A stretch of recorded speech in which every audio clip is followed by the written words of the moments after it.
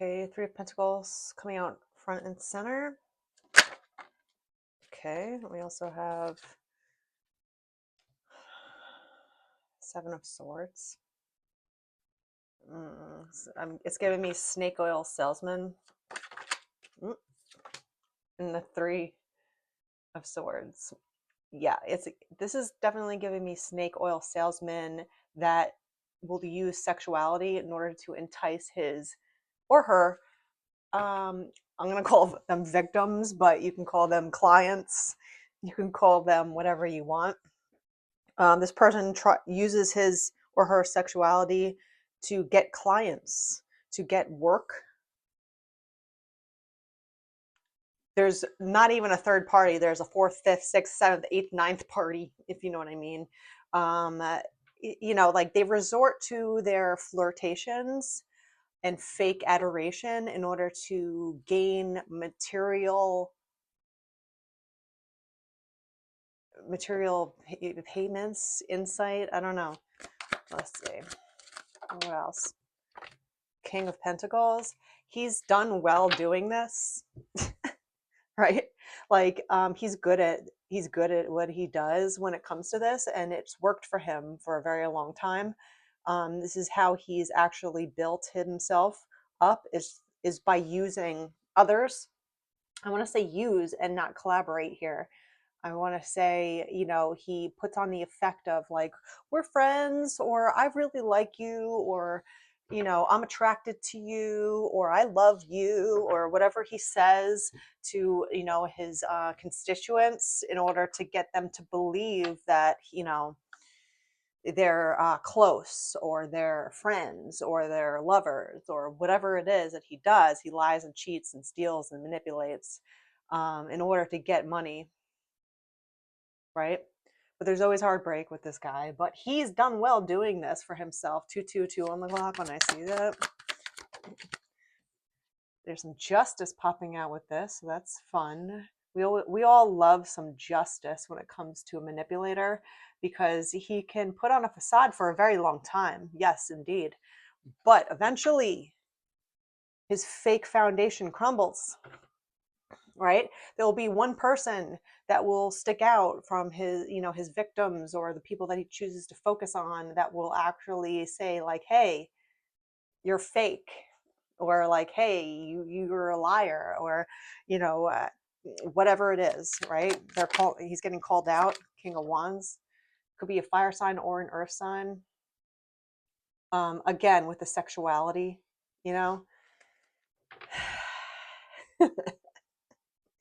I don't know. Maybe it's different for men, but speaking as a female,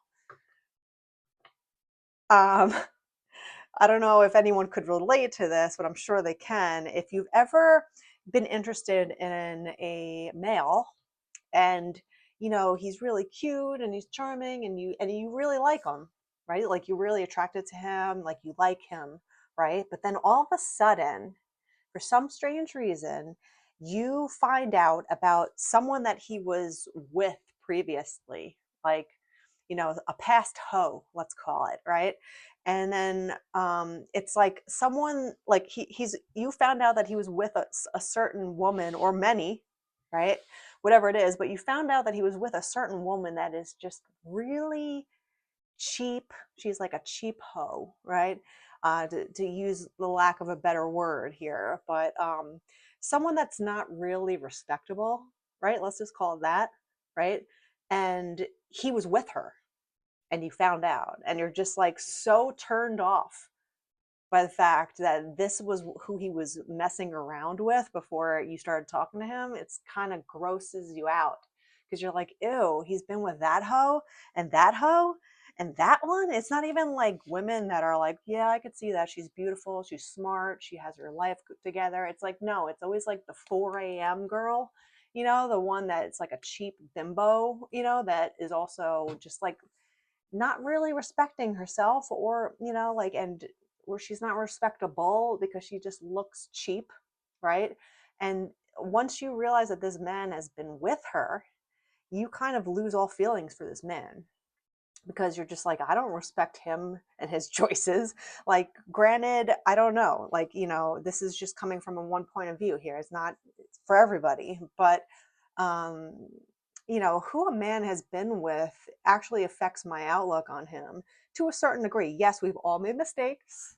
Yes, we've all done things we regret, with certain people, but there's certain types of partners that a man will choose, and then he'll think that like no one will ever find out, right? It's like he goes out with a prostitute, and then he thinks that it's a secret, or like no one will ever find out that he was with her. And then once you find out that he's been with this prostitute for like, a while, not even just once, like a flippant thing, it was like for a while continuously, you kind of are just like, are you serious? It's so gross. I don't want anything to do with this man. He's gross, right? So that's the kind of what I'm getting. It's like snake oil salesman, sleazy, right? There's, the Six of Pentacles. So he also will be like, I'll help you. I'm your friend, right? We're friends. We're friends. You could do it. I'll help you. Okay, yeah, whatever. Meanwhile, he's helping for the wrong reasons. He's helping for himself, right? There's some people that will hide behind good jobs or professions where you think that they are pious, or that they are out to look out for you. They're here to help you, like, for instance, doctors or therapists, or people in religious positions, whatever it is where you would go for help, right? Traditionally, there's a lot of evil people that hide behind those positions because it just lets them in to you a little bit more. So unfortunately, we can't just trust someone just because of their profession. And we can't just trust someone because they're offering help, especially if you're not asking for it. Even if you are asking for it, you still have to be your own advocate about who you're asking help to, and whether or not that person is fit to help you, and if they actually care about what they're doing, or if they're using it as this empty way to get you, in a sense. Snake oil salesman, judgment, justice. Someone's blowing the horns here. Maybe it's you. Two of Cups. Someone's blowing the horns on this. Scam. That's what I want to say. He's a scammer, and he uses sexuality, with it, obviously. It's one of the oldest tricks in the book, people, right? So he knows how to do it very well. He's been doing it for a long time, because maybe he's dead inside, but he's just used to just being like, everyone bores me, and he's used to like the breakups and the abandonments and all this stuff, and he just uses it as an excuse to keep going and keep doing it to more people, because look at the outcome that he constantly gets with people. But he's the one in control, and he's the one that's actually writing his own script. So, we all have our own echo chambers of beliefs in life. And if you surround yourself with certain people and, expect a different outcome, it's like, what is the definition of insanity? It's like doing the same thing over and over again, expecting a different outcome. Same happens with people. It's cognitive bias. If you hang out with prostitutes, for instance, all the time, and then you believe yourself that all women in general are like that, right? You actually confirm it to yourself by just hanging out with prostitutes, by just getting the same outcome, by just getting the same type of human being, the same, so you're creating your own echo chamber, right? And this man is doing that, and he's trying to make himself feel better, with what he's doing, by just saying like, all women are shit, they're all worthless, they're all out to get me, blah blah blah. And he tries to make himself the victim of his own story. Meanwhile, it's his own actions, it's his own thought process, it's his own lack of responsibility, and it's his own manipulations. No one's making him manipulate people. He's just doing it for his own gain, like I said, using love and sexuality to get things out of people. And he doesn't care what he has to say. He'll lie to you right to your face just to win you over. Right? He's a good planner. He might stay up at night planning his next moves with people. Like, again, narcissists will do this because they have to keep up with all the lies that they're telling people. You know, if you lie all the time, you're a constant liar. You have to kind of make note about all the little lies that you're saying because it's not true. You have to remember your lies. If you're telling the truth, you know, you can remember what you said, but you don't have to worry about what you said because you said the truth.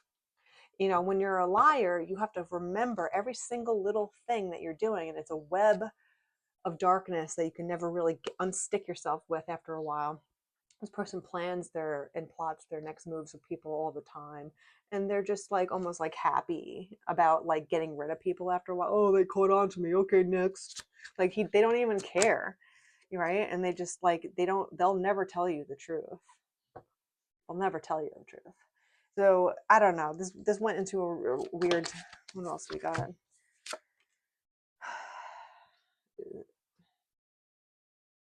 This is just giving me a lot of manipulative energy. Like they're almost happy when their plans work out. When it comes to manipulating people, they're like, I planned this and it worked. I'm amazing, and it makes them happy.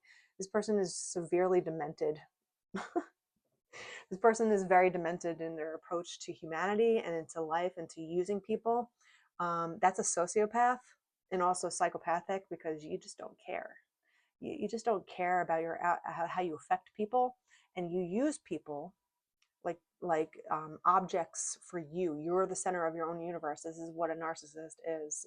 It's a dark triad person that just manipulates people, and they get off on it, and they have no remorse, you know, because they make themselves a victim of their own story. So they feel bad for themselves instead of hating themselves over what they've done. They instigate themselves to continue on, and they gain a lot of victims because a lot of people will become victim to this if they don't know better. And he just spreads his darkness everywhere. This is revolving money and love. So there's, you know, this highly manipulative person. If someone charms you too much, that's a red flag. If someone is you know, kind of clumsy and bumping around and trying to be charming with you, you know, they're coming from a, you know, usually a more genuine place, not all the time, but genuinely, you know, this person's trying, and, you know, they're just maybe not be good at flirting or good at being, you know, charming all the time. But if someone's like smooth, they know exactly what to say to you, they'll tell you anything you want to hear, they learn you so they know what to say to you. It's all facade and smoke and mirrors. So just be wary of people that are a little bit overly charming, or they overly love bomb you, or they'll tell you anything in order to like make money off of you in some kind of way, or whatever it is. Just be careful of these types of people because they're out there. Okay. And they're usually they might be behind positions that you wouldn't actually guess.